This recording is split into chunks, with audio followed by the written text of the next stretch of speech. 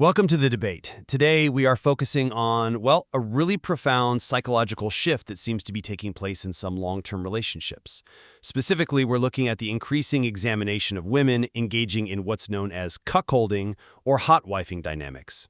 And this isn't just some niche fantasy anymore. It's really becoming a subject of serious inquiry into female desire and different intimacy structures. Indeed, and when you actually look at the data or, the motivations, the reported outcomes for women who participate in this lifestyle, it really does challenge a lot of our, maybe our prior assumptions about what women are seeking sexually. It forces us to sort of drill down into the core psychological drivers. Right, and that really is our central debate today. Is the main psychological payoff for women in these dynamics an expression of, let's say, autonomous sexual agency and liberation? My position is that the dynamic is fundamentally about her seizing a kind of sexual sovereignty, self-determination. And I come at it from a slightly different angle. Well, I wouldn't deny agency plays a role, of course. I contend that the positive experience and, the successful outcome for the woman is critically contingent upon and really mediated by the deep emotional security, the explicit trust, and, frankly, the intense validation provided by the primary partner. So for me, it's first and foremost a relational achievement. Something built on a shared architecture. Okay, let's look at some of the foundational data that I think supports this drive for self-sovereignty. The prevalence of this fantasy, for one thing, is often underestimated. We see evidence suggesting that roughly, a third, 33% of women have entertained cuckolding scenarios at some point. Now that seems like a potent, authentic desire suggesting an internal psychological need, not simply, going along with a partner's idea. And furthermore, we really have to look at the specific nature of the fantasy women report.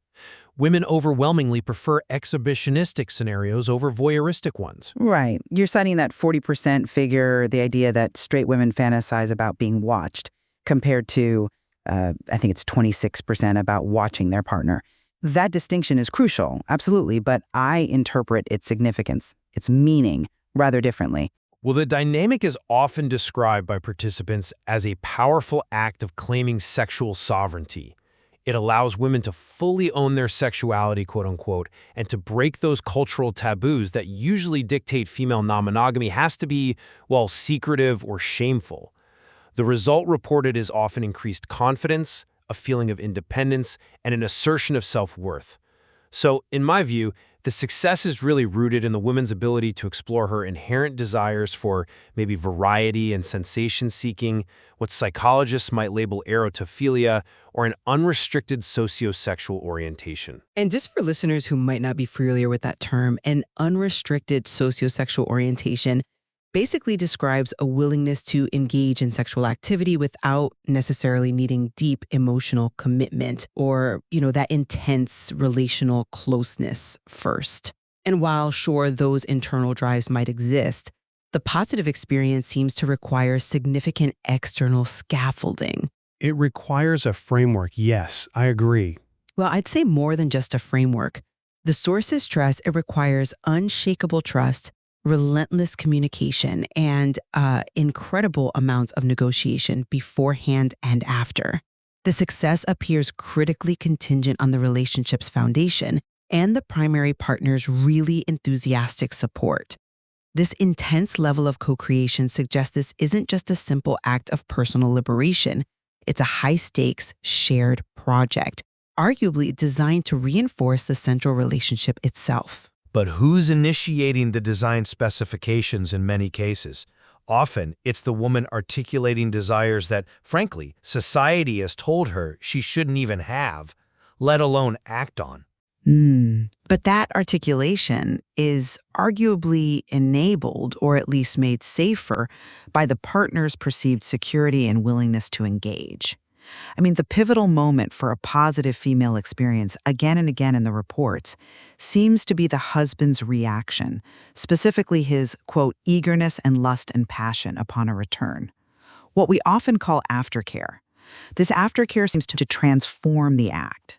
It works to assuage potential guilt or anxiety and integrates the external event back into a shared, reinforcing erotic cycle. If that essential emotional mediation fails, maybe the man's needs diverge into something uncomfortable for her, or if there's pre-existing relational anxiety, the dynamic tends to collapse. And that for me proves the relationship's stability is the linchpin, not the external act of agency alone. But I think your framing of that exhibitionism data, that's really the crux of our disagreement here. If this were purely about relational validation, why the strong preference for exhibitionism? Exactly. Let's zero in on how we interpret that specific piece of data. Okay, so the preference for exhibitionism, that 40% figure for straight women wanting to be watched, I see that as clear evidence of empowerment, because it focuses on her controlling the external narrative of her own desirability. The drive seems to be about getting external validation from a stranger, which boosts her sense of worth and excitement. In her partner's presence, him witnessing this serves as the ultimate affirmation. He sees her high value in the, let's call it, the sexual marketplace, yet he's the one she chooses for the long-term security. She becomes the desired subject, flipping that traditional script of male ownership. She feels in charge of the who, when, how, turning the taboo into a form of self-possession. I just have to caution against perhaps conflating affirmation with purely autonomous empowerment. I'm not fully convinced this is a self-directed feeling of worth generated internally. The partner's presence as the key witness, the primary audience, that seems to be the very mechanism through which the act gets integrated back into the couple's intimacy. The high value placed on the stranger's desire could actually highlight an underlying need for that external affirmation to confirm desirability, suggesting the confidence boost is perhaps more relational and mediated than purely internal. But isn't it also a kind of exposure therapy? By acting on these taboo desires in a controlled, affirming environment, isn't the woman effectively dissolving internalized shame around her own non-monogamous impulses or desires for variety? She gains confidence not just because a stranger desired her, but because she successfully navigated a very high-wire sexual act and returned, potentially, to an even stronger bond.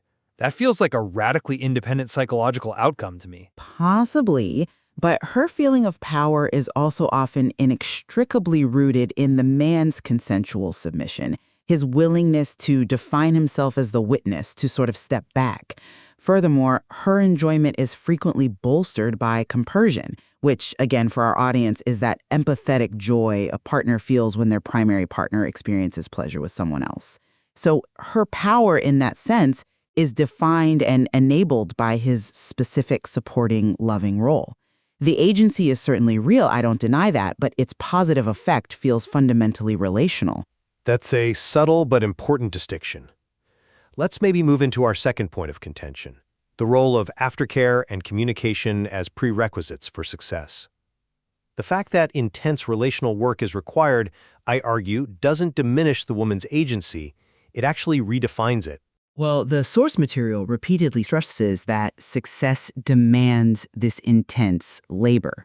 It's consistently described as a relational accelerant, which implies it really only strengthens an already robust bond.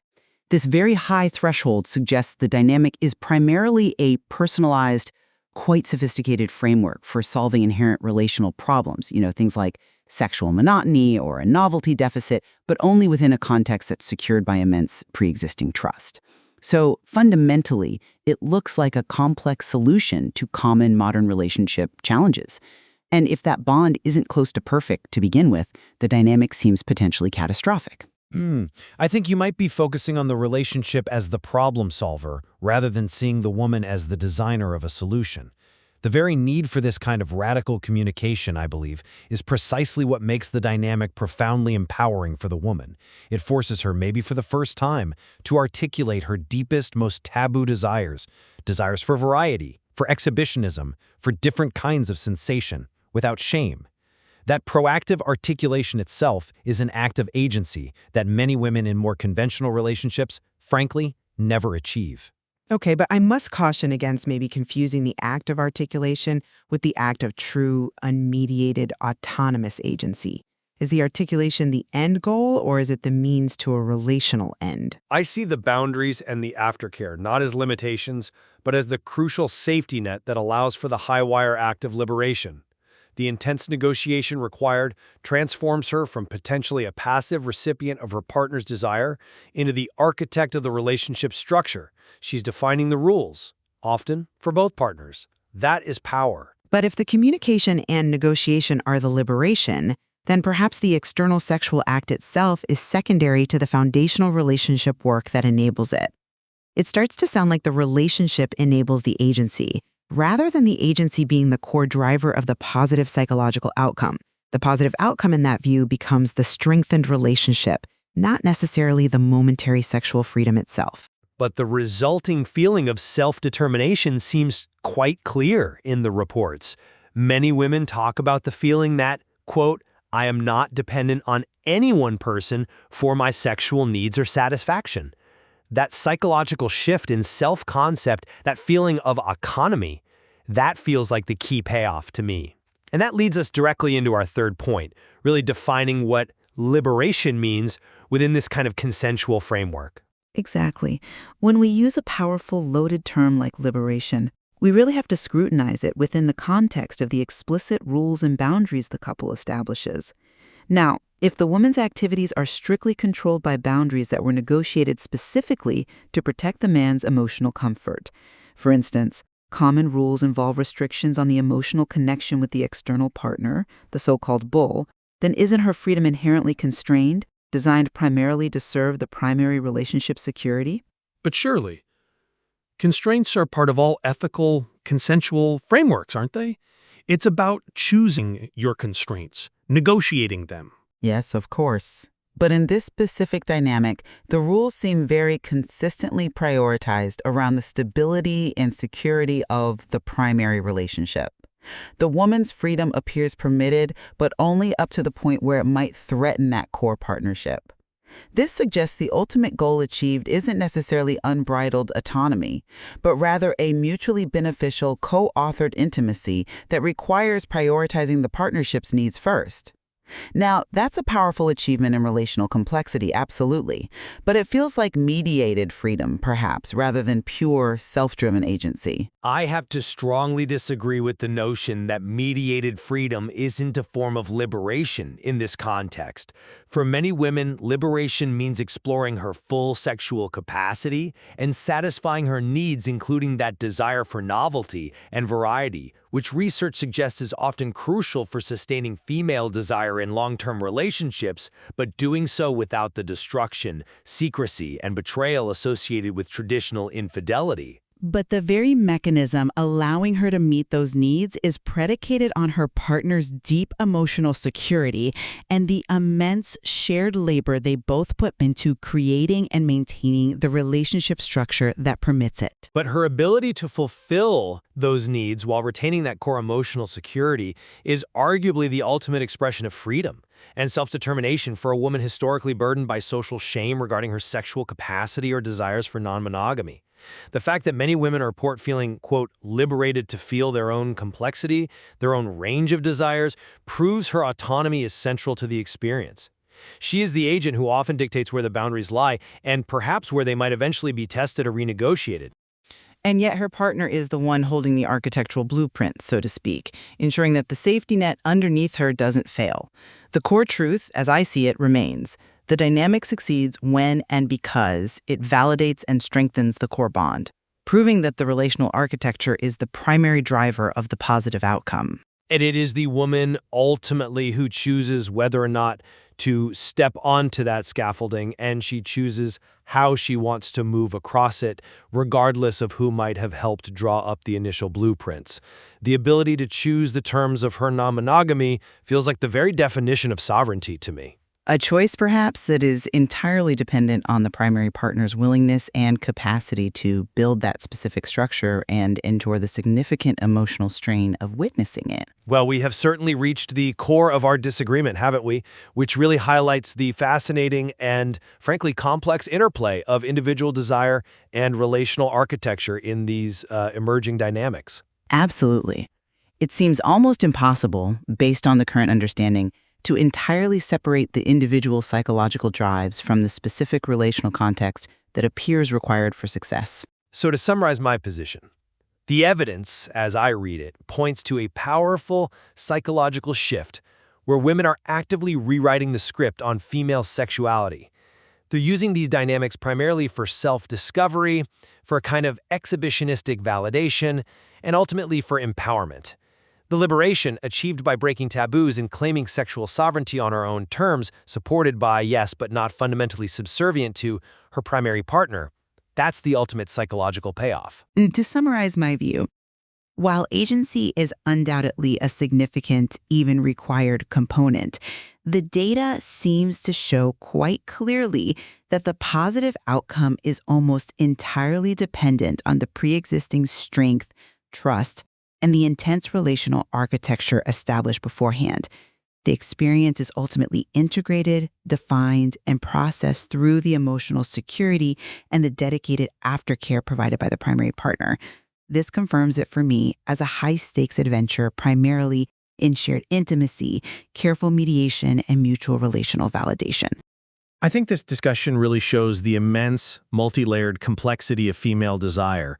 It reveals that perhaps for many women, the intersection of exploring sexual freedom while maintaining deep relational security is often the key to unlocking new levels of connection and self-awareness within their relationships and themselves. And it certainly encourages the listener to consider whether empowerment and relational validation are truly mutually exclusive goals here, or if perhaps in this unique co-authored relationship structure, one might simply be the necessary prerequisite for the other.